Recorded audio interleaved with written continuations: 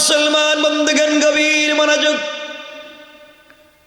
এই দুনিয়ার জমিনে সরকারি কায়নাত রাসূল পাক সাল্লাল্লাহু আলাইহি ওয়াসাল্লাম দুনিয়ার জমিনে যখন আগমন করলেন, দুনিয়ার জমিনে চলে আসলেন, দ্বীনের দাওয়াত দিতে শুরু করলেন। আল্লাহ তাআলা কোরআনের আয়াত নাজিল করে বলছেন, ওয়ানজির আশীরাতাকাল আকরাবিন, আপনি নিজের কাছের লোকদেরকে দ্বীনের দাওয়াত দিতে থাকেন।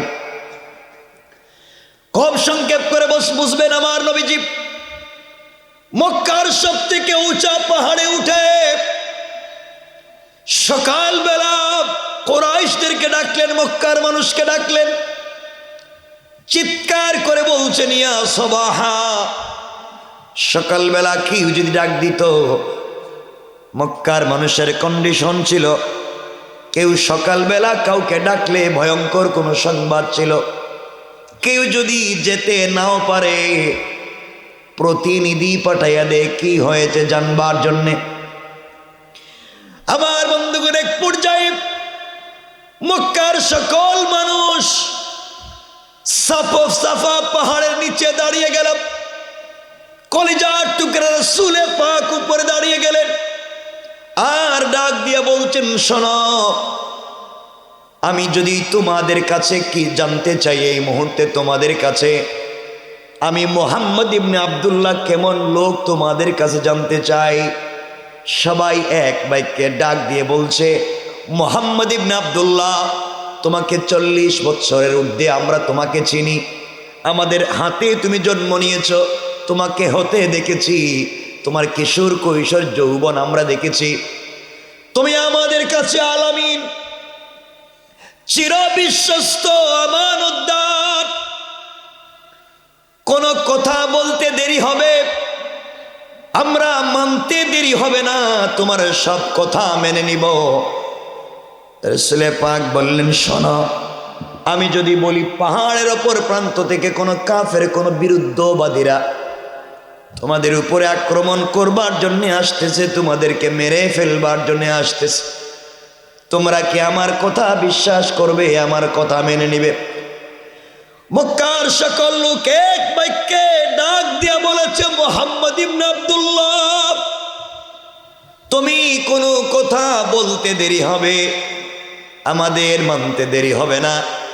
রাসূল পাক বললেন, আমি দেখতেছি তোমাদের ভিতরে আল্লাহর তাওহীদ নাই, তোমাদের ভিতরে রাসূলের রিসালাত নাই, ইন্তেকাল করলে জাহান্নাম ছাড়া কোনো উপায় নাই, আগুনে জ্বলা লাগবে, জাহান্নামে যাওয়া লাগবে, কারণ তোমাদের ভিতরে আল্লাহর পরিচয় নাই। এই মুহূর্তে তোমরা যদি মরে যাও, জাহান্নাম ছাড়া আর কোনো পথ নাই। জাহান্নাম থেকে যদি বাঁচতে চাও, আসলিম তাসলাম, ইসলাম কবুল করো, শান্তিতে থাকতে পারবা, এক আল্লাহর তাওহীদের স্বীকৃতি দিবা, আর আমাকে রাসূল হিসাবে রিসালাতের স্বীকৃতি দিবা। এই কথাগুলা যখন আমার রাসূল বলতে লাগলেন, মক্কার মানুষেরা কিন কর্তব্য বিমূঢ় হয়ে গিয়েছে, কি জবাব দিবে, কি বলবে চিন্তা করে পায় না। এমন সময় রসুলের আপন চাচা, নিজের বাবার আপন ভাই আবু লাহাব দাঁড়িয়ে গিয়েছে, ডাক দিয়ে বলছে, তাব্বান লাকা ইয়া মুহাম্মদ আলিহাযা জামাতানা আয় দাওতানা। ও মুহাম্মদ ইবনে আব্দুল্লাহ, তোমার সারাদিন ধ্বংস হয়ে যাক, তুমি নিজে ধ্বংস হয়ে যাও, এই কথা বলবার জন্য কি তুমি আমাদেরকে একত্রিত করেছো? এই কথা বলে আমার নবীজিকে আঘাত করবার জন্য, মারবার জন্য হাতের মধ্যে পাথর নিয়ে আমার নবীজিকে আঘাত করতে চায়। আল্লাহ রাসূল চোখের পানি ছেড়ে দিয়ে ডাক দিয়ে বলেছেন, আল্লাহ,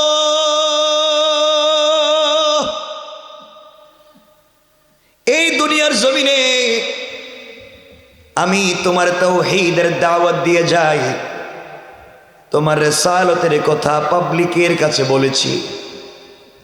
আয় আল্লাহ তাআলা, এই মানুষগুলা আমাকে আঘাত করতে চায়, আমার চাচা আমাকে মেরে ফেলতে চায়, আমাকে যদি কেউ গালি দেয় আমার যায় আসে না, আমাকে যদি কেউ রক্তাক্ত করে আমার যায় আসে না, কিন্তু কেউ যদি আমার আল্লাহকে গালি দেয় আমার সহ্য হবে না। এই কথা যখন রাসূলে পাক বলতে লাগলেন, আল্লাহ জানাইয়া দিলেন, বন্ধুরে, এই দুনিয়ার জমিনে কেউ যদি আমি আল্লাহকে গালি দেয় আমার যায় আসে না, আমার চিন্তার কোনো কারণ নাই, আমার কষ্ট হয় না। কেউ যদি আমার কোরআনের বিরুদ্ধে দাঁড়িয়ে যায় আমার কিছু আসে যায় না। কিন্তু কেউ যখন আমার কলিজার টুকরা প্রিয় হাবিব রাসূলে পাককে গালি দেয় আমি আল্লাহর সহ্য হয় না, বরদাস্ত করতে পারি না।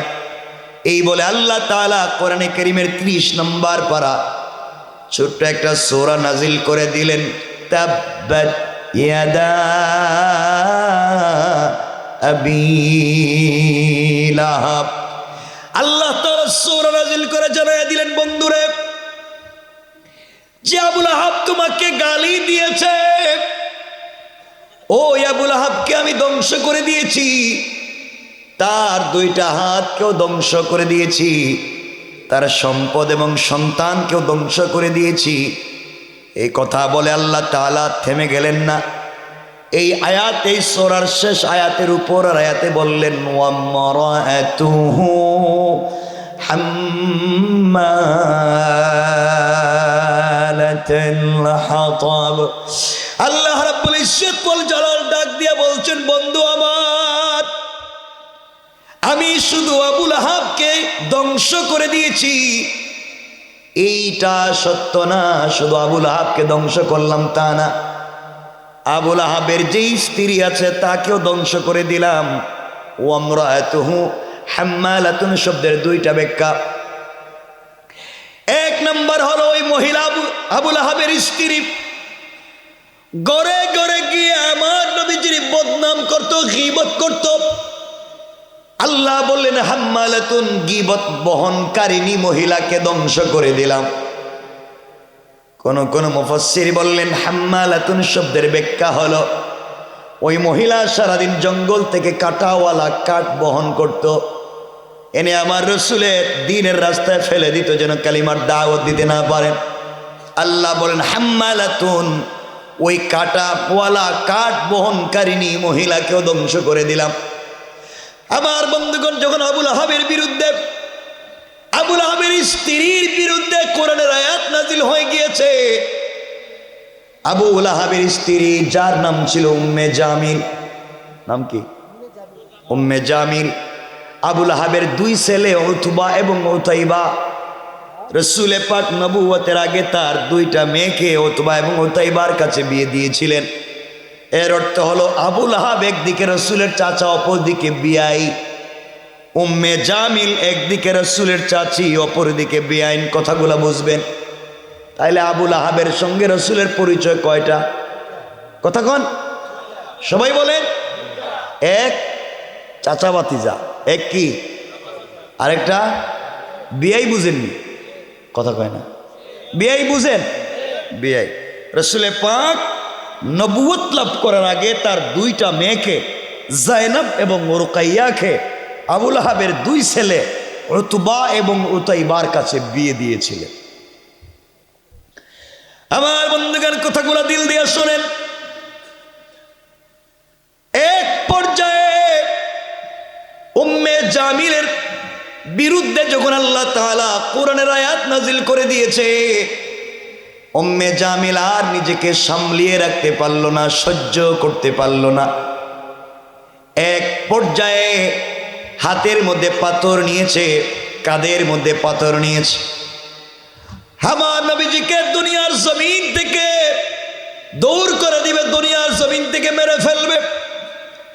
এই বলে হাতের মধ্যে পাথর নিয়া, কাঁধের মধ্যে পাথর নিয়ে যখন চলে যায়, যেতে যেতে অনেক দূর পর্যন্ত চলে গিয়েছে। হযরত রাসূল পাক সাল্লাল্লাহু আলাইহি ওয়াসাল্লাম সিদ্দিক আকবরকে সঙ্গে নিয়ে কাবার চত্বরে বসে, হাতিমে কাবায় সিদ্দিক আকবর বসে আছেন, রাসূল পাক সাল্লাল্লাহু আলাইহি ওয়াসাল্লাম আবু বকরের রানের উপরে শুয়ে আছেন, কোরআন তেলাওয়াত করেন।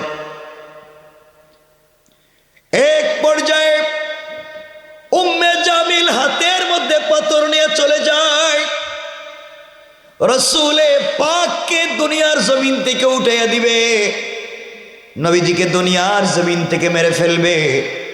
যেতে যেতে যখন কাছাকাছি পৌঁছে যায়, সিদ্দিকে আকবর আমার রসুলের চেহারা মুবারকের দিকে তাকায়া আল্লাহকে ডাক দিয়ে বলছে, আল্লাহ তাআলা, এমন নুরানি চেহারা কি মানুষের হতে পারে?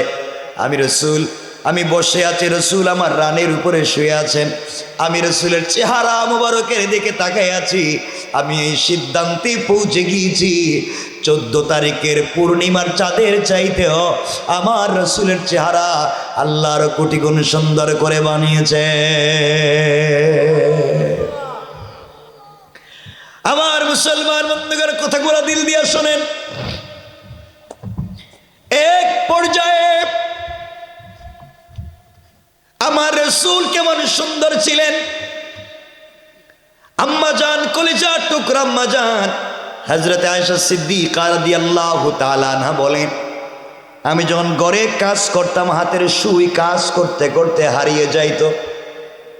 কাজ করতে করতে হাতের সুই যখন হারিয়ে যায়, এমন সময় যদি রসুলে পাক সাল্লাল্লাহু আলাইহি ওয়াসাল্লাম ঘরের ভিতরে প্রবেশ করেন, তার নূরানি চেহারার আলোতে আমার হারিয়ে যাওয়া সুই আমি খুঁজে পেয়ে যাই। রসুলের কলিজার টুকরা নাতি হাসান আর হুসাইন ডাক দিয়ে বলেছে, আমরা যখন চলার পথে মাঝে মাঝে রাস্তা অন্ধকার হয়ে যেত, তখন আমরা রসুলে পাক আমাদের কলিজার টুকরা নানাকে বলতাম, নানা তুমি রাস্তায় গিয়ে একটু মুস্কি হাসি দিবা। রসুলে পাক যখন রাস্তায় বের হয়ে একটু মুস্কি হাসি দিতেন, ওই হাসিতে তার দাঁতের অগ্রভাগ বের হয়ে যেত, আর ওই দাঁতের অগ্রটা রাস্তা আলোকিত হয়ে যায়। সুবহানাল্লাহ, জোরে পড়ে। হযরত আবু বকর বলেন, এই রসুল যখন আমার রানীর উপরে শুয়ে আছে, আমি রসুলের চেহারা মুবারকের দিকে তাকাই আছি আর আল্লাহকে ডাক দিয়ে বলতেছি, আল্লাহ তাআলা, এভাবে যদি 100 বৎসর 1000 বৎসর চলে যায় আর রসুলে পাকের চেহারা মুবারকের দিকে তাকাইয়া থাকি, আমার মন বলছে 1000 বৎসর চলে গেলেও আমি আবু বকরের পেটে কোনো খিদে লাগবে না। পড়েন সুবহানাল্লাহ। আমার বন্ধুগণ, আবু বকর বসে আছে, রসুল তার নিজের মাথাটা আবু বকর রানীর উপরে রেখে শুয়ে আছে। রসুলে পাক ডাক দিয়া বলছেন, আবু বকর, আমি কোরআন থেকে তেলাওয়াত করব, তুমি শুনতে থাকবা। সিদ্দিক আকবর বলেন, রসুলে পাক তেলাওয়াত করতে লাগলেন, আমি শুনতে লাগলাম। কি যেন মধুর সুর, কেমন চমৎকার সুর, এই পৃথিবীতে আর কোনোদিন আমি শুনি নাই। আল্লাহ রাব্বুল ইজ্জত ওয়াল জালাল বলেছেন, আমি দাউদ আলাইহিস সালাম কেমন কণ্ঠ দিয়েছিলাম, দাউদের একটা কণ্ঠ থেকে 70 প্রকারের মধুর আওয়াজ শোনা যেত। দাউদ যখন জাবুর তেলাওয়াত করতেন, তখন নদীর মাছ দাউদের তেলাওয়াত শোনার জন্য সাগরের পাড়ে জমা হয়ে যেত, আকাশের পাখি উড়া বন্ধ করে দিত। আল্লাহ রাব্বুল ইজ্জত ওয়াল জালাল বলছেন, এই পৃথিবীর মানুষ যদি আমার সরকারে কায়নাত কলিজার টুকরা রসুলে পাকের তেলাওয়াত শুনে, তেলাওয়াত শুনতে পায়, তাহলে দুনিয়ার মানুষ কলিজা ফেটেও মরে যেতে পারে। পড়েন সুবহানাল্লাহ। সিদ্দিকে আকবর দেখেন আমার রাসূল কোরআন তিলাওয়াত করে যায়, উম্মে জামিল হাতের মধ্যে পাথর নিয়া, এক বেগ কাঁধের মধ্যে পাথর নিয়া নবীজিকে মেরে ফেলবার জন্য যখন সামনের দিকে যায়, অনেক দূর পর্যন্ত পৌঁছে গিয়েছে। সিদ্দিকে আকবর পিছন দিকে তাকাইয়া দেখলেন একজন মহিলা চলে আসতেছে, হাতের মধ্যে অস্ত্র নিয়ে মারার জন্যে। ডাক দিয়া বলছেন, ইয়া রাসূলুল্লাহ, ইয়া হাবিবাল্লাহ, পয়গম্বরে আরবি, একজন মহিলা যদি আপনাকে আঘাত করে, তার চাইতে লজ্জার বড় কিছু হতে পারে না, অপমানের কিছু হতে পারে না। আপনি যদি আমাকে পারমিশন দেন, এই মহিলাকে আঘাত করে জমিন থেকে, দুনিয়ার জমিন থেকে বিদায় করে দেই। আল্লাহ রাসূল বললেন, শোনো আবু বকর, কাউকে আঘাত করতে হবে না। কেউ যদি আমাকে মারার জন্য আসে, দুনিয়ার জমিন থেকে মেরে ফেলবার জন্য আসে, আমার আল্লাহ বলেছেন ওই সময় যেন আমি কোরআন থেকে তেলাওয়াত করি। আল্লাহ বলছেন পুরা দুনিয়া যদি আমার বিরুদ্ধে অস্ত্র নিয়ে দাঁড়াইয়া যায়, আর আমি যদি আমার আল্লাহর কোরআন থেকে তেলাওয়াত করি, ওই তেলাওয়াতের বরকতে আমার আল্লাহ কাফেরদের থেকে আমাকে বাঁচাইয়া দিবে। আস্তে আস্তে মহিলা কাছাকাছি পৌঁছে গিয়েছে। সিদ্দিক আকবর তাকাইয়া দেখে রাসূলের চাচি উম্মে জামিল, আবু লাহাবের স্ত্রী উম্মে জামিল রাসূলের চাচি এবং বিয়াই। নবীজি বলছেন, ইয়া রাসূলুল্লাহ, আপনার চাচি। নবীজি বললেন, টেনশন করো না, কেউ কাছে আসলে আমি তেলাওয়াত করব, আল্লাহ আমাকে বাঁচাইয়া দিবে। কোরআন কার নাম? কোরআন কত মুআজিজাপূর্ণ কিতাব। এক পর্যায়ে উম্মে জামিল হাতের মধ্যে পাথর নিয়া আমার নবীজির সিনা মুবারকের সামনে দাঁড়িয়ে গিয়েছে। সিদ্দিক আকবর দেখেন নবীজির সামনে উম্মে জামিল দাঁড়ায় আছে। হঠাৎ করে উম্মে জামিল আবু বকরকে ডাক দিয়া বলছে, আবু বকর, একা একা এখানে বসো, কি করো? একা একা কেন বসে আছো? তোমার বন্ধু মুহাম্মদ ইবনে আব্দুল্লাহ কোথায়? তাকে দুনিয়ার জমিন থেকে মেরে ফেলবার জন্য আমি এসেছি, সে কোথায় গেল? তুমি একা একা বসে আছো। সিদ্দিক আকবর আশ্চর্য হয়ে গেলেন, মনে মনে চিন্তা করলেন, আমি একা হলাম কেমনে রে? আমি তো বসে আছি, আমার রাসূল আমার রানের উপরে মাথা রেখে শুয়ে আছে, সে কোরআন তেলাওয়াত করে, আমার কান দিয়া শুনি, দুইটা চোখ দিয়া রাসূলকে আমার রানের উপরে শুয়ে থাকতে দেখি। উম্মে জামিল রাসূলের সামনে দাঁড়াইয়া, রাসূলের সিনা মুবারকের সামনে দাঁড়াইয়া আমাকে দেখতে পায়, আমার রাসূলকে দেখতে পায় না। সে যখন দেখতে পায় না, আমার বলবার কোনো দরকার নাই। আল্লাহু আকবার, জোরে বলেন। আপনারা বুঝতে পারছেন? কিছু কিছু বুঝতে পারছেন যে রাসূল পাক সাল্লাল্লাহু আলাইহি ওয়াসাল্লামের সামনে, রাসূল পাকের সামনে দাঁড়াইয়া আছে উম্মে জামিল। দাঁড়াইয়া আবু বকর রে দেখে, রাসূল রে কথা বলেন। আবু বকর তো চিন্তায় পড়ে গেলেন, দেখে না কেন? আমাকে দেখতেছে, রাসূল আমার রানের উপরে, রাসূলকে দেখে না কেন? উম্মে জামিলকে আবু বকর বলছেন, শোনো, তুমি যেহেতু এসেছ, খুঁজে দেখো মুহাম্মদ মক্কার কোথাও আসেনি। উম্মে জামিল পুরা কাবাগর খুঁজতেছে, খুঁজতে খুঁজতে রাসূলের পাককে কোথাও খুঁজে না পেয়ে আবার আবু বকরকে বলছে, আবু বকর, খুঁজে তো পাইলাম না, মুহাম্মদ কোথায়? তুমি তারে জানাইয়া দিও, আমি যদি তারে কোনো জায়গায় পাই আস্ত রাখবো না, মেরে ফেলবো। আবু বকর কয়, তুমি মারবা? আমি দেখতেছি রাসূল তোমার সামনে, তুমি এখনই সামনাসামনি দেখতেছ না, আর তুমি মারবা কেমনে? আল্লাহু আকবার। এই আওয়াজে না জোরে বলে, বাঁচিয়ে দিয়েছেন কে? আসতে বলবেন না, জোরে বলেন কে? উম্মে জামিল চলে গেলাম। উম্মে জামিল চলে যাওয়ার পরে সিদ্দিক আকবর রাসূল পাককে জড়িয়ে ধরলেন, আর চোখের পানি ছেড়ে কান্না করে বলছেন, ইয়া রাসূলুল্লাহি, ইয়া হাবিবাল্লাহ, পয়গম্বর আরবি উম্মে জামিল আপনার সামনে দাঁড়ায়া আপনাকে দেখে না, আমাকে দেখে, কারণ কি জানতে পারলাম না। আমার নবী বলছেন, আবু বকর, আমার আল্লাহ আমারে জানিয়ে দিয়েছে, কোন কাফের, কোন বেঈমান, কোন জালেম, কোন দুশমন যদি আমাকে আঘাত করবার জন্য আসে, ওই সময়ে যেন আমি আল্লাহর কোরআন থেকে তেলাওয়াত করি। আল্লাহ বলেছেন, হিজাবাম মাসতুরা।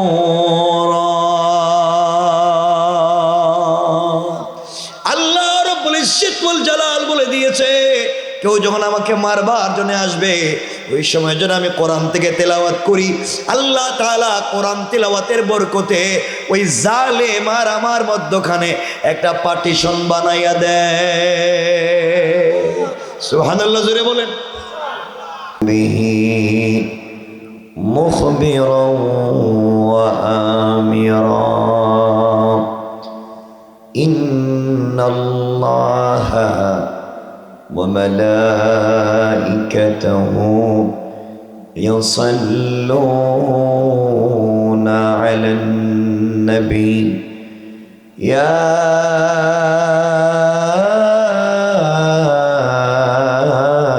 أيها الذين آمنوا صلوا عليه وسلموا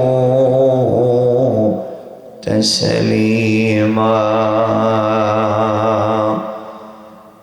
اللهم صل على محمد وعلى آل محمد كما صليت على إبراهيم وعلى آل إبراهيم إنك حميد مجيد اللهم بارك على محمد وعلى آل محمد كما باركت على إبراهيم وعلى آل إبراهيم إنك حميد مجيد الحمد لله অধ্যকার আজকেরই কি নাম শিলাস্থান বাইতুল মামুর কেন্দ্রীয় শাহী জামে মসজিদ ও যুব সমাজের যৌথ উদ্যোগে আয়োজিত 2024-এর চতুর্থ বাৎসরিক ওয়াজ ও দোয়া মাহফিলের সম্মানিত সভাপতি, সম্মানিত বিশেষ অতিথিবৃন্দ, উপস্থিত হযরত বুজুর্গ উলামায়ে কেরাম, মুরব্বিয়ানে আযম, পর্দার অন্তরালে অবস্থানরত আমার সম্মানিতা শ্রদ্ধেয় মা বোনেরা, কলিজার টুকরা ছাত্র তরুণ যুবক বন্ধুগণ, আলোচনার শুরুতেই আমার পক্ষ থেকে সকলকে আন্তরিক মোবারকবাদ শুভেচ্ছা জানিয়ে আল্লাহ পাক রব্বুল ইজ্জত ওয়াল জালালের শাহী দরবারে শুকরগুজার হচ্ছি যে আল্লাহ আজকের মোবারক দ্বীনি জলসা একত্রিত করেছে। সবটুকুন ভালোবাসা আবেগ শ্রদ্ধাকে উজাড় করে শুকরগুজার হচ্ছি। সকলে পড়ছি আলহামদুলিল্লাহ। আমার মনে হয় না আমার এই জিন্দেগিতে যা বয়স হয়েছে আমি এমন বিপদে পড়ছি মনে হয় না, আর মনে হয় না আজকে যে বিপদে পড়ছি কিয়ামতেও এমন বিপদে পড়তাম না। মানে এটা কি অবস্থা এটা আমি নিজে বুঝতেছি না। এমন হয় কেন কল্পনা করতে পারিনি। তাও এসেছিলাম তো অনেক আগে, কথা বলতে বসলে হয়তো বা কথা বলতে পারতাম, আপনারাও থাকতেন। কর্তৃপক্ষের কারণে তো এখন বসলাম। তো আমি কাকে কথা শোনাবো? আমি তো আজগবি কথা বলতে পারবো না, বানাই অত কথা বলতে পারবো না। আমি কোরআন এবং হাদিস থেকে কিছু কথা শোনাতে চেয়েছিলাম, কিন্তু আপনাদের কন্ডিশন আমাকে ম্লান করে দিয়েছে। কথা তো কাউকে বলতে হয়। আমার কথা কি শুনতে পাচ্ছেন? কথা বুঝতে পারছেন? যারাই আছেন আপনারা গেলেন না কেন এটাই চিন্তা করে পাইতেছি না। আপনারা গেলেন না কেন? এসছিলাম এখানে ঈশার পরে পরে, ঈশা, আর কথা বলতেছি 11:30টায়। যারাই আছেন আপনারা কি বসবেন? কিছু বলেন। সবাই কয় না দেখি। তো আপনাদের এলাকায় কি এভাবেই বসে থাকে নাকি? এটা কি মামলার জায়গা নিয়ে মামলা করা যে বসলে পুলিশে ধরে লইয়ে যাইব? আসেন হয়তোবা কিছু কথা বলতে চেয়েছিলাম, জীবন বিনির্মাণে কাজে লাগতো। আসেন, দূরে থাকবেন, আসেন।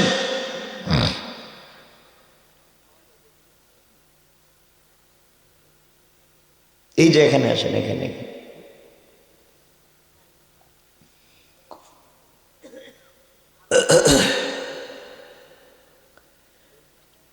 সকলে আওয়াজ করে বলেন, এই জবান দিয়েছেন কে? এলাকায় যারাই আছে এরা তো মরতে মরতে কিছু বুড়া মুরব্বী বাকি রয়েছে, এলাকায় সব মরে গেছে কেমন হয়। আর জোয়ান এরা তো এলাকায় নাই বোধ হয়, এটা আসেনি আল্লাহ জানে। হ্যাঁ থাক, সবই থাক, কথা যদি ধারাবাহিক চলতো মানুষ প্রোগ্রাম ছাড়বে না। প্রোগ্রাম থেকে ছাড়ার কথা না, কোরআনের কথাকে যদি মানুষ মজা পায় সেখান থেকে যাওয়ার কথা ছিল না। আমার বন্ধুগণ, এই পৃথিবীতে আমরা যারা এসেছি, আল্লাহ পাক আমাদেরকে পৃথিবীতে প্রেরণ করেছেন। আমরা যদি পৃথিবীতে জন্ম নাই নিতাম, মৃত্যুর কোনো মাসআলা ছিল না, মৃত্যুর কোনো প্রয়োজন ছিল না। জন্ম যেহেতু নিয়েই ফেলেছি, আর চাইলেই পৃথিবীতে বেঁচে থাকা যাবে না। আজ না হয় কাল আপনাকে আমাকে ইন্তেকাল করতে হবে, কবরে যেতেই হবে। কি বলেন আপনারা? মরা লাগবে নি? কথা বলেন নাকি সবাই? কোন মরা লাগবে? সবাই বলেন না মরা লাগবে? আপনারা কি মনে করেন আপনারা মরবেন? মনে হয় না? একটু হাত তুলে দেখান তো যে কারা কারা মরবেন না। মরবেন না কইছে, এটা আপনাদের কিতাব, মরার কোনো নিয়ত নাই। তোমার ওয়াজের এই অবস্থা কেন?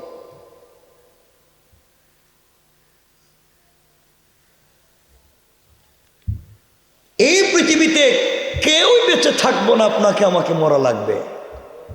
কিন্তু কি নিয়ে আল্লাহর সামনে যাবেন? কি আছে জানি আল্লাহর সামনে দাঁড়াবেন, রবের কাছ থেকে মাফ পেয়ে যেতে পারেন, এমন কিছু আপনার আছে?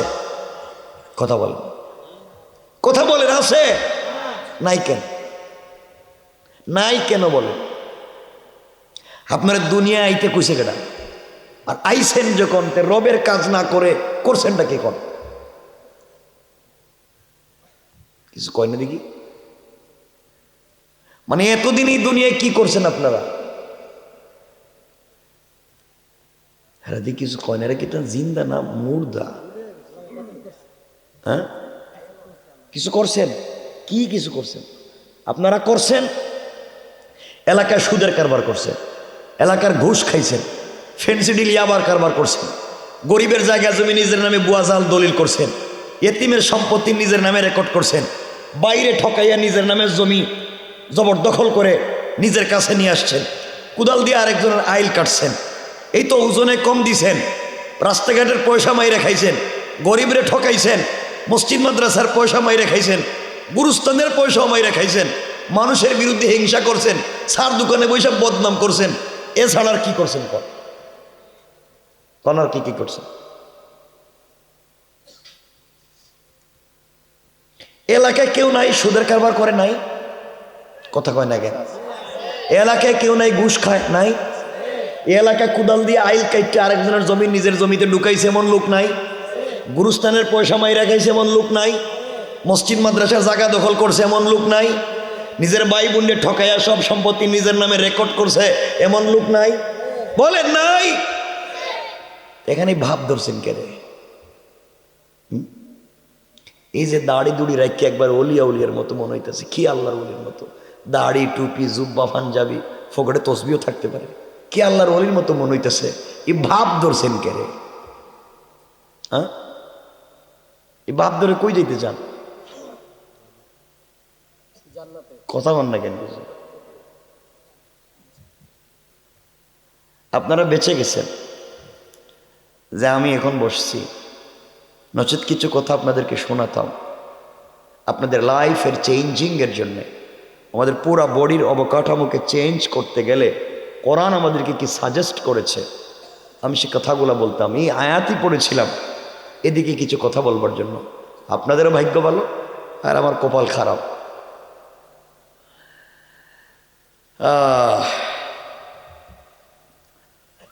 তো আপনাদের ভিতরে কি মরার ভয় আছে? কথা বলে না কেন? আছে। আল্লাহর কাছে জবাব দেওয়া লাগবে।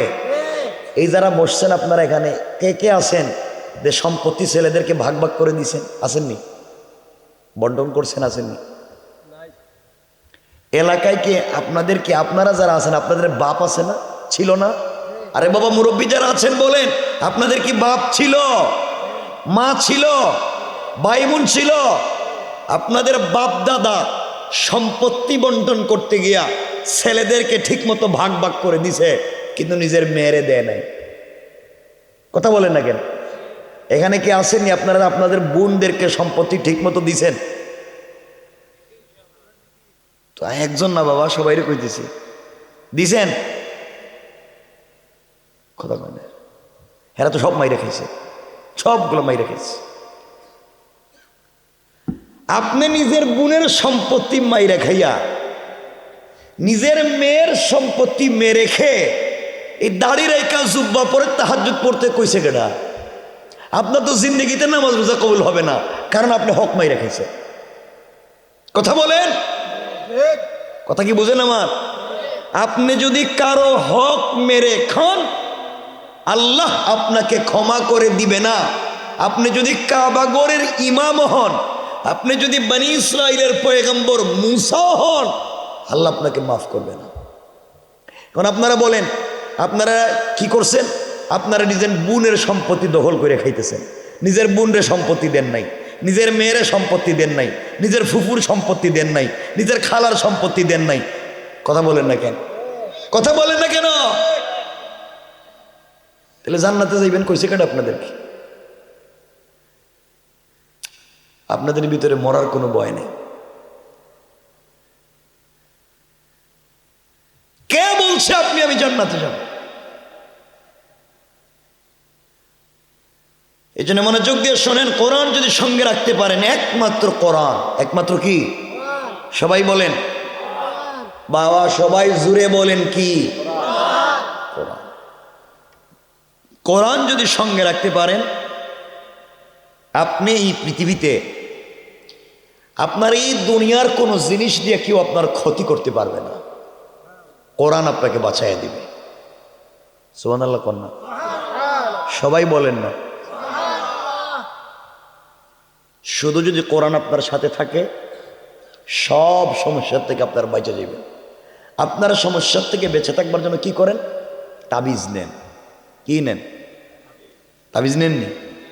আসেনি আপনাদের শরীরে তাবিজ? নাই কয় বউ বাচ্চারে তাবিজ দিয়ে ভরাইলিস। আপনারা মনে করতেছেন তাবিজই আপনারে বাঁচাইয়া দিবে। বাঁচাতে পারে একমাত্র কোরআন। কে?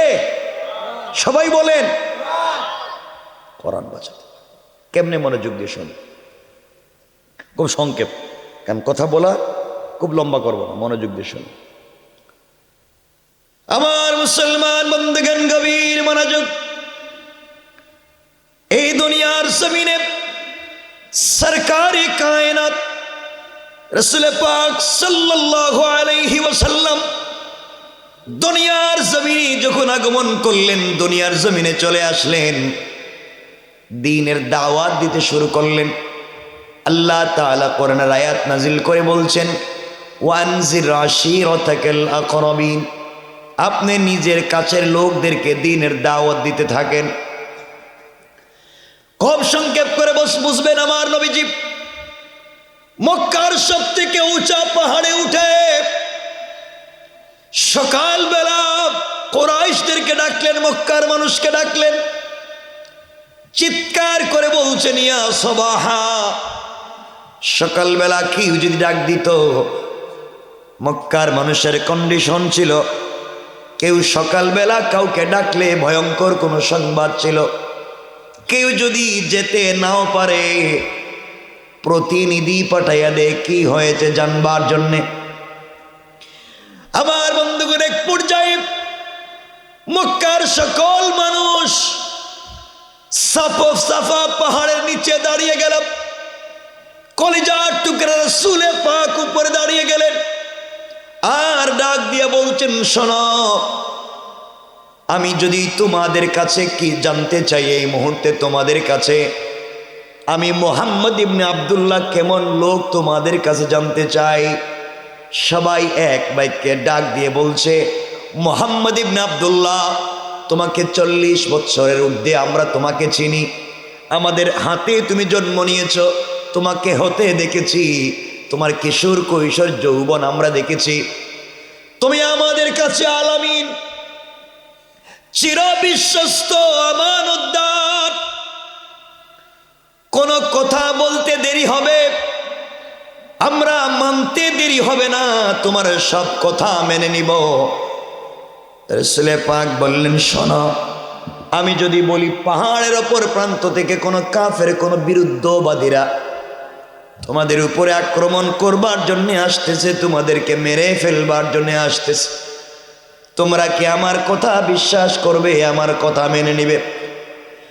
মক্কার সকল লোক এক বাক্যে ডাক দিয়া বলেছে, মুহাম্মদ ইবনে আব্দুল্লাহ, তুমি কোনো কথা বলতে দেরি হবে, আমাদের মানতে দেরি হবে না।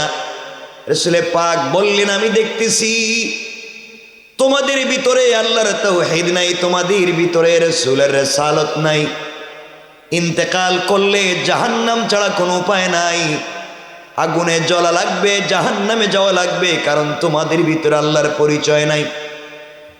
এই মুহূর্তে তোমরা যদি মরে যাও, জাহান্নাম ছাড়া আর কোনো পথ নাই, জাহান্নাম থেকে যদি বাঁচতে চাও, আসলিম তাসলাম, ইসলাম কবুল করো, শান্তিতে থাকতে পারবা, এক আল্লাহর তাওহীদের স্বীকৃতি দিবা, আর আমাকে রাসূল হিসাবে রিসালাতের স্বীকৃতি দিবা। এই কথাগুলা যখন আমার রাসূল বলতে লাগলেন, মক্কার মানুষেরা কিন কর্তব্য বিমূঢ় হয়ে গিয়েছে, কি জবাব দিবে, কি বলবে চিন্তা করে পায় না। এমন সময় রসুলের আপন চাচা, নিজের বাবার আপন ভাই আবু লাহাব দাঁড়িয়ে গিয়েছে, ডাক দিয়ে বলছে, তাব্বান লাকা ইয়া মুহাম্মদ আলিহাযা জামাতানা আয় দাওতানা। ও মুহাম্মদ ইবনে আব্দুল্লাহ, তোমার সারাদিন ধ্বংস হয়ে যাক, তুমি নিজে ধ্বংস হয়ে যাও, এই কথা বলবার জন্য কি তুমি আমাদেরকে একত্রিত করেছ? এই কথা বলে আমার নবীজিকে আঘাত করবার জন্য, মারবার জন্য হাতের মধ্যে পাথর নিয়ে আমার নবীজিকে আঘাত করতে চায়। আল্লাহ রাসূল চোখের পানি ছেড়ে দিয়ে ডাক দিয়ে বলেছেন, আল্লাহ,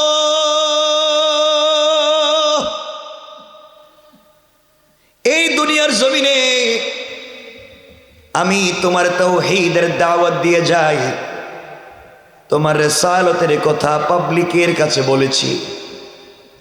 আয় আল্লাহ তাআলা, এই মানুষগুলা আমাকে আঘাত করতে চায়, আমার চাচা আমাকে মেরে ফেলতে চায়, আমাকে যদি কেউ গালি দেয় আমার যায় আসে না, আমাকে যদি কেউ রক্তাক্ত করে আমার যায় আসে না, কিন্তু কেউ যদি আমার আল্লাহকে গালি দেয় আমার সহ্য হবে না।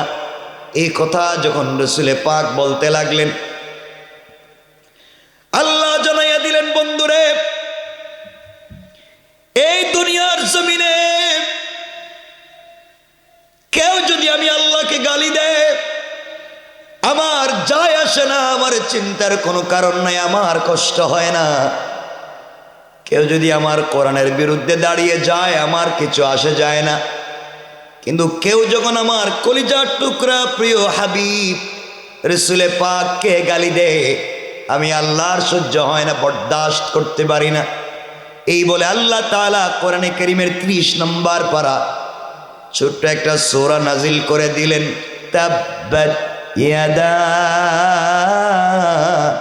আবি লাহাব।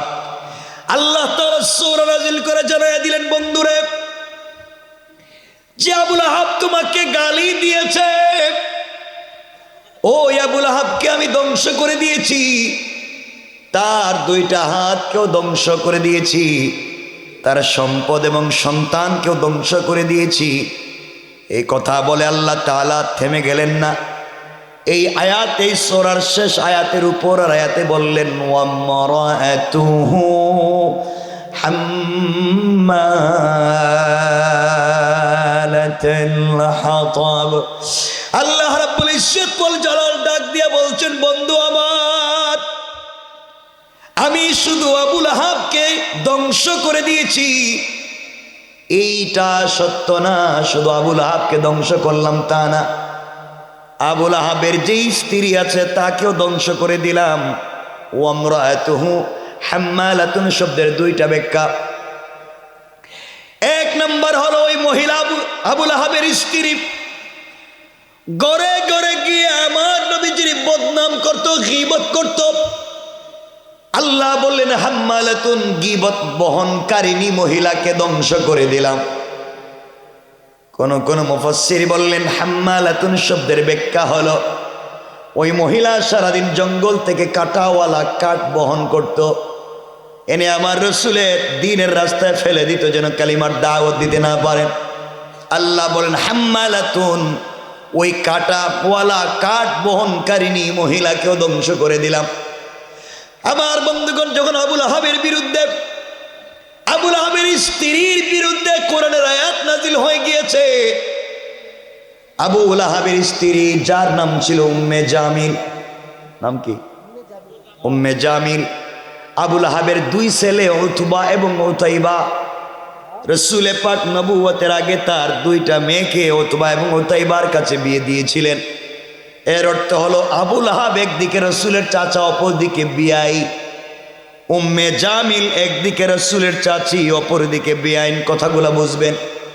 তাইলে আবু লাহাবের সঙ্গে রাসূলের পরিচয় কয়টা?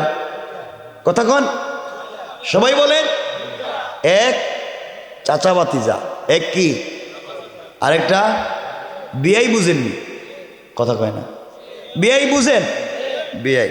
রাসূল পাক নবুয়ত লাভ করার আগে তার দুইটা মেয়েকে, যায়নাব এবং রুকাইয়াকে, আবু লাহাবের দুই ছেলে উতবা এবং উতাইবার কাছে বিয়ে দিয়েছিলেন। আমার বন্ধুগণ, কথাগুলো দিল দিয়ে শোনেন। এক পর্যায়ে উম্মে জামিলের বিরুদ্ধে যখন আল্লাহ তাআলা কোরআনের আয়াত নাজিল করে দিয়েছে, উম্মে জামিল আর নিজেকে সামলিয়ে রাখতে পারল না, সহ্য করতে পারল না। এক পর্যায়ে হাতের মধ্যে পাথর নিয়েছে, কাঁধের মধ্যে পাথর নিয়েছে, আমার নবীজিকে দুনিয়ার জমিন থেকে দূর করে দিবে, দুনিয়ার জমিন থেকে মেরে ফেলবে। এই বলে হাতের মধ্যে পাথর নিয়া, কাঁধের মধ্যে পাথর নিয়ে যখন চলে যায়, যেতে যেতে অনেক দূর পর্যন্ত চলে গিয়েছে। হযরত রাসূল পাক সাল্লাল্লাহু আলাইহি ওয়াসাল্লাম সিদ্দিক আকবরকে সঙ্গে নিয়ে কাবার চত্বরে বসে, হাতিমে কাবায় সিদ্দিক আকবর বসে আছেন, রাসূল পাক সাল্লাল্লাহু আলাইহি ওয়াসাল্লাম আবু বকরের রানের উপরে শুয়ে আছেন, কোরআন তেলাওয়াত করেন।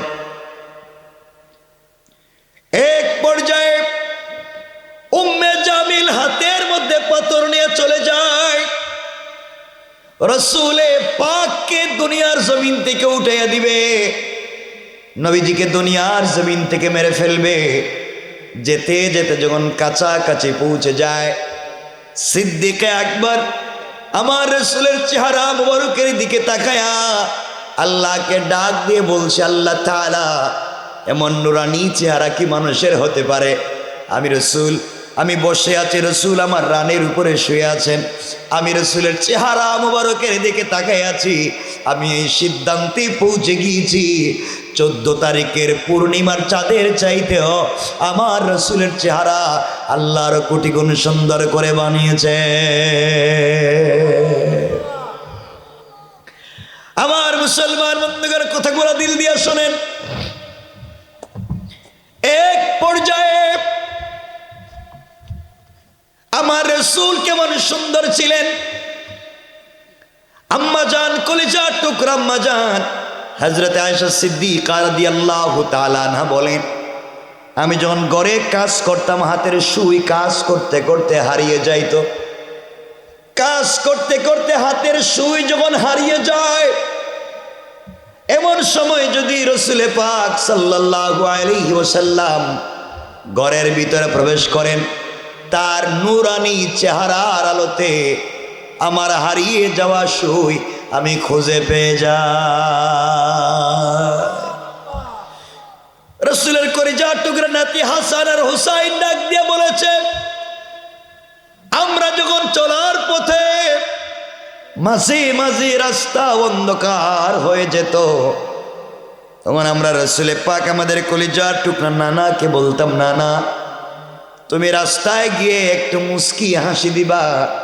রাসূল পাক যখন রাস্তায় বের হয়ে একটু মুস্কি হাসি দিতেন, ওই হাসিতে তার দাঁতের অগ্রভাগ বের হয়ে যেত, আর ওই দাঁতের অগ্রটা রাস্তা আলোকিত হয়ে যায়।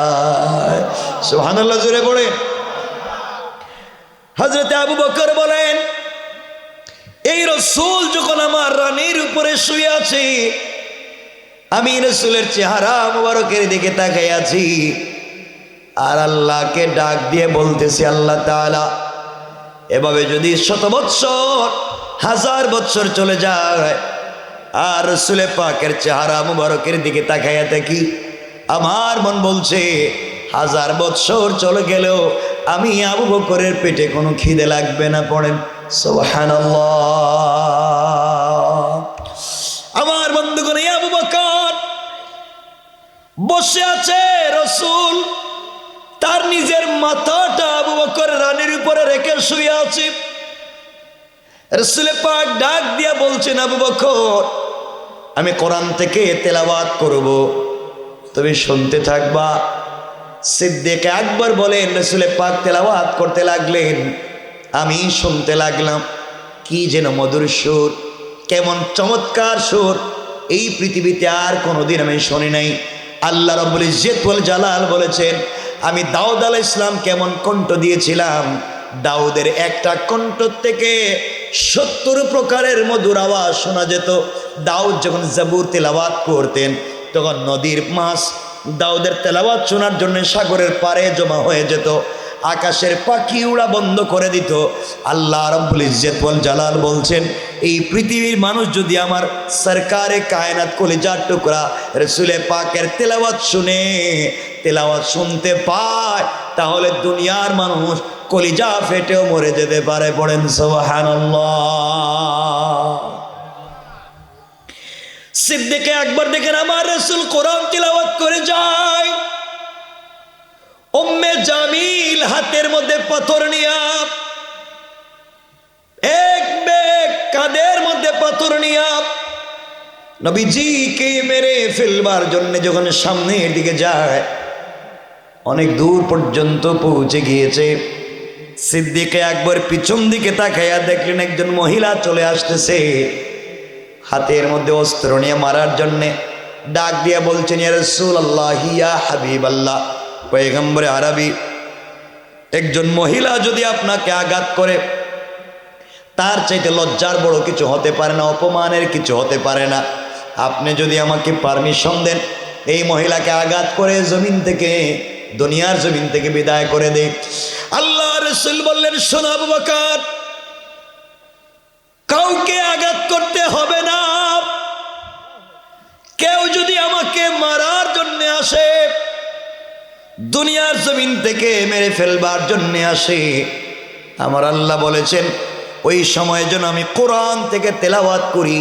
আল্লাহ বলছেন, পুরা দুনিয়া যদি আমার বিরুদ্ধে অস্ত্র নিয়ে দাঁড়াইয়া যায়, আর আমি যদি আমার আল্লাহর কোরআন থেকে তেলাওয়াত করি, ওই তেলাওয়াতের বরকতে আমার আল্লাহ কাফেরদের থেকে আমাকে বাঁচাইয়া দিবে। আস্তে আস্তে মহিলা কাছাকাছি পৌঁছে গিয়েছে। সিদ্দিক আকবর তাকাইয়া দেখে রাসূলের চাচি উম্মে জামিল আবু লাহাবের স্ত্রী উম্মে জামিল রাসূলের চাচি এবং বিয়ান। নবীজি বলছেন, ইয়া রাসূলুল্লাহ, আপনার চাচি। নবীজি বললেন, টেনশন করো না, কেউ কাছে আসলে আমি তেলাওয়াত করব, আল্লাহ আমাকে বাঁচাইয়া দিবে। কোরআন কার নাম? কোরআন কত মুআজিজাপূর্ণ কিতাব। এক পর্যায়ে উম্মে জামিল হাতের মধ্যে পাথর নিয়া আমার নবীজির সিনা মুবারকের সামনে দাঁড়িয়ে গিয়েছে। সিদ্দিকে আকবর দেখেন নবীজির সামনে উম্মে জামিল দাঁড়ায় আছে। হঠাৎ করে উম্মে জামিল আবু বকরকে ডাক দিয়া বলছে, আবু বকর, একা একা এখানে বসো, কি করো? একা একা কেন বসে আছো? তোমার বন্ধু মুহাম্মদ ইবনে আব্দুল্লাহ কোথায়? তাকে দুনিয়ার জমিন থেকে মেরে ফেলবার জন্য আমি এসেছি, সে কোথায় গেল? তুমি একা একা বসে আছো। সিদ্দিকে আকবর আশ্চর্য হয়ে গেলেন, মনে মনে চিন্তা করলেন, আমি একা হলাম কেমনে রে? আমি তো বসে আছি, আমার রাসূল আমার রানের উপরে মাথা রেখে শুয়ে আছে, সে কোরআন তেলাওয়াত করে, আমার কান দিয়া শুনি, দুইটা চোখ দিয়া রাসূলকে আমার রানের উপরে শুয়ে থাকতে দেখি। উম্মে জামিল রাসূলের সামনে দাঁড়াইয়া, রাসূলের সিনা মুবারকের সামনে দাঁড়াইয়া আমাকে দেখতে পায়, আমার রাসূলকে দেখতে পায় না। সে যখন দেখতে পায় না, আমার বলবার কোনো দরকার নাই। আল্লাহু আকবার, জোরে বলেন। আপনারা বুঝতে পারছেন? কিছু কিছু বুঝতে পারছেন যে রাসূল পাক সাল্লাল্লাহু আলাইহি ওয়াসাল্লামের সামনে, রাসূল পাকের সামনে দাঁড়ায় আছে উম্মে জামিল, দাঁড়াইয়া আবু বকর রে দেখে, রাসূল রে কথা বলেন। আবু বকর তো চিন্তায় পড়ে গেলেন, দেখে না কেন? আমাকে দেখতেছে, রাসূল আমার রানের উপরে, রাসূলকে দেখে না কেন? উম্মে জামিলকে আবু বকর বলছেন, শোনো, তুমি যেহেতু এসেছ, খুঁজে দেখো মুহাম্মদ মক্কার কোথাও আসেনি। উম্মে জামিল পুরা কাবাগর খুঁজতেছে, খুঁজতে খুঁজতে রাসূলের পাককে কোথাও খুঁজে না পেয়ে আবার আবু বকরকে বলছে, আবু বকর, খুঁজে তো পাইলাম না, মুহাম্মদ কোথায়? তুমি তারে জানাইয়া দিও, আমি যদি তারে কোনো জায়গায় পাই আস্ত রাখবো না, মেরে ফেলবো। আবু বকর কয়, তুমি মারবা? আমি দেখতেছি রাসূল তোমার সামনে, তুমি এখনই সামনাসামনি দেখতেছো না, আর তুমি মারবা কেমনে? আল্লাহু আকবার। এই আওয়াজে না জোরে বলে, বাঁচিয়ে দিয়েছেন কে? আসতে বলবেন না, জোরে বলেন কে? উম্মে জামিল চলে গেলাম। উম্মে জামিল চলে যাওয়ার পরে সিদ্দিকে আকবর রাসূল পাককে জড়িয়ে ধরলেন, আর চোখের পানি ছেড়ে কান্না করে বলছেন, ইয়া রাসূলুল্লাহি, ইয়া হাবিবাল্লাহ, পয়গম্বর আরবি উম্মে জামিল আপনার সামনে দাঁড়ায়া আপনাকে দেখে না, আমাকে দেখে, কারণ কি জানতে পারলাম না।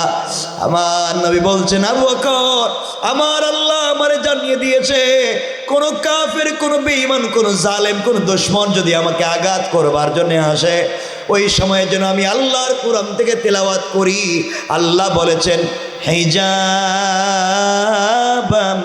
মাসতুরা।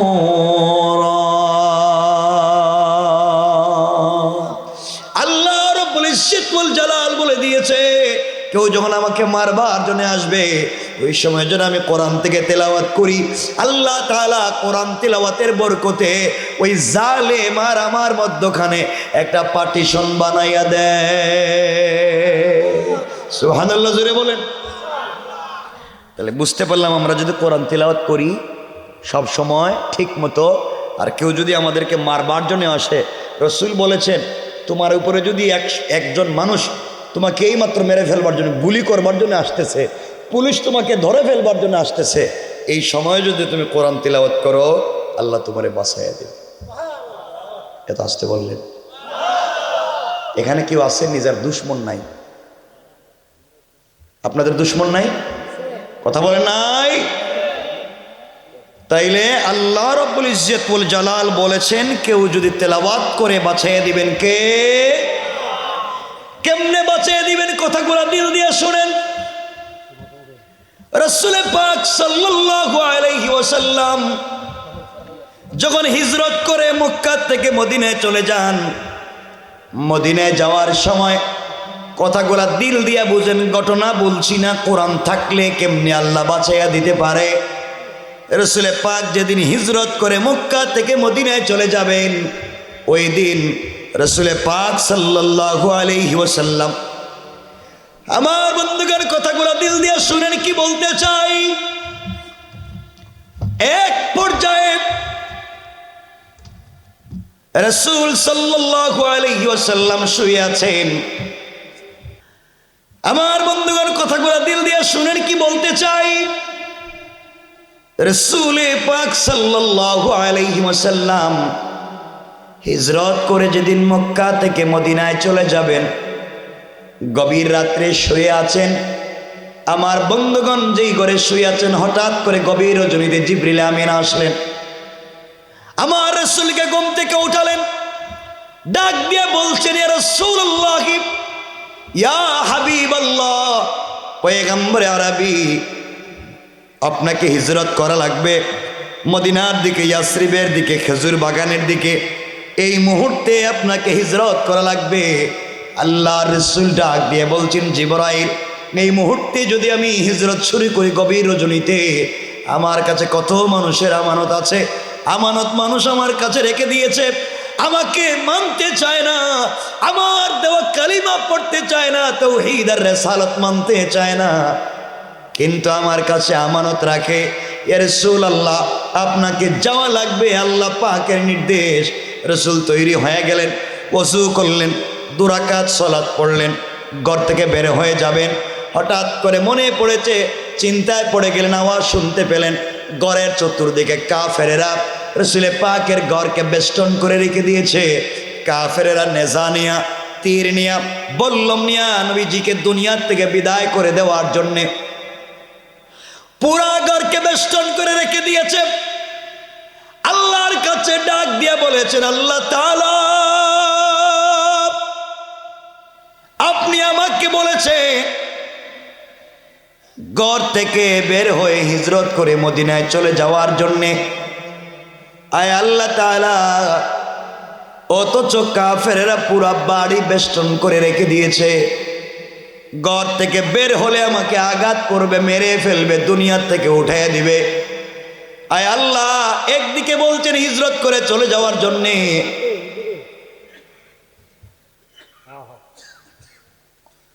অপরদিকে কাফের বেঈমানেরা সব বেষ্টন করে রেখে দিয়েছে, আমাকে মেরে ফেলবে, কি করব?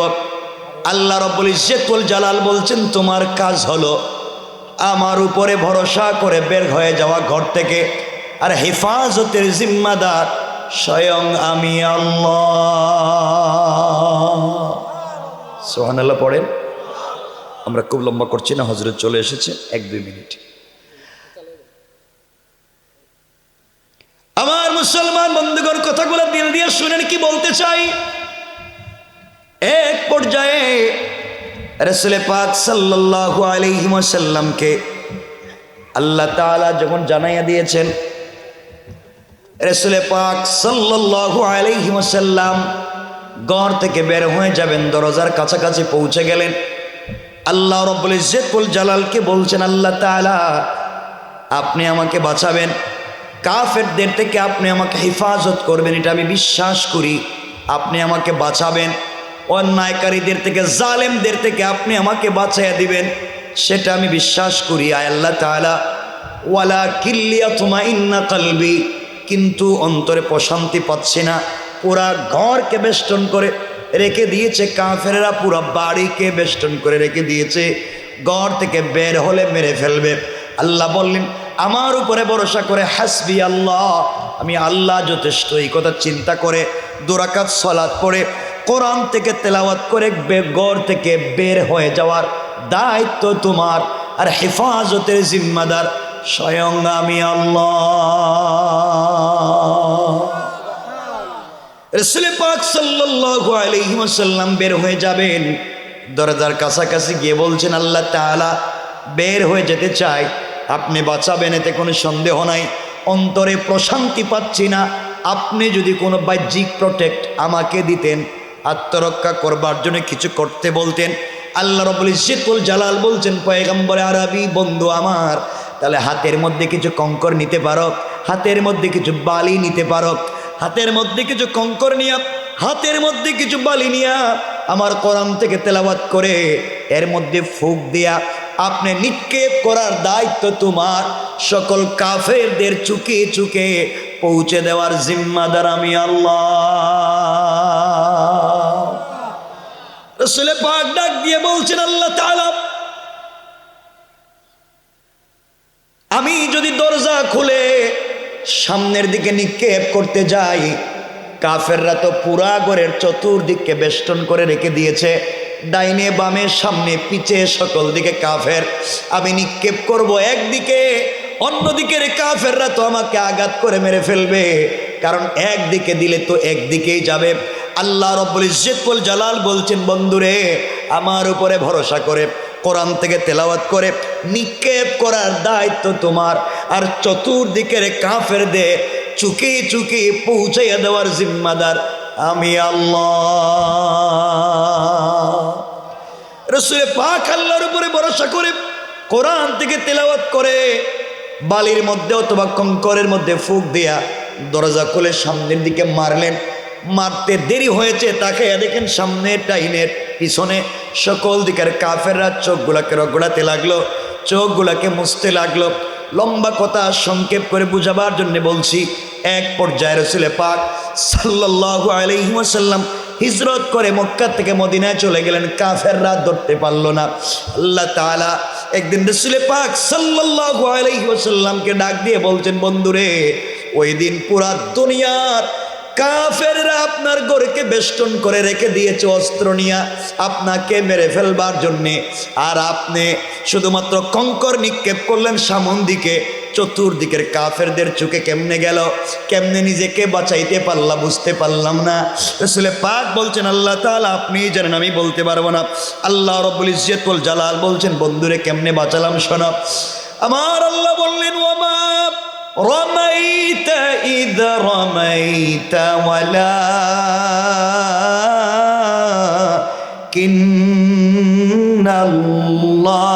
ওয়ালাকিন্নাল্লাহ রমা। আল্লাহ রাব্বুল ইজ্জতুল জালাল বলেছেন, বন্ধুরে তুমি যখন কঙ্করগুলা হাতে নিয়ে সামনের দিকে নিক্ষেপ করেছ, তখন ওটা তুমি তোমার হাত থেকে নাই, আমি আল্লাহর কুদরতের হাত হয়ে গিয়েছে, আর আমি আল্লাহ আমার হাত দিয়া সকল কাফেরদের চুকে চুকে পৌঁছে দিয়েছি। সুবহানাল্লাহ পড়েন। তাহলে বুঝাতে চাইলাম, কোরআন যদি তেলাওয়াত করেন, রব বলেছেন লিতুখরিজান নাস মিনাজ যুলুমাতি ইলান নূর। কোরআন একটা ম্যাগনেটিক লাইট, কোরআন একটা বাস্তব চুম্বক। কোরআনকে যদি সঙ্গে রাখতে পারেন, কোরআনকে যদি বিশ্বাস করে বুকে ধারণ করতে পারেন, সাথে রাখতে পারেন, ওটা দুনিয়াও যদি তোমার আমার দুশ্মন হয়ে যায়, রব বলছেন কোরআন তেলাওয়াতের মাধ্যমে আমি আল্লাহ তোমাদেরকে বাঁচাইয়া দেওয়ার ওয়াদা দিলাম। সুবহানাল্লাহ জোরে পড়েন। হযরত চলে এসেছেন, আমাদের সকলের জন্য দোয়া করবেন, আমাদের জন্য নসিহা করবেন, আমাদের জন্য দোয়া করবেন। এজন্য আমরা কথা এখানেই সংক্ষেপ করে দিলাম।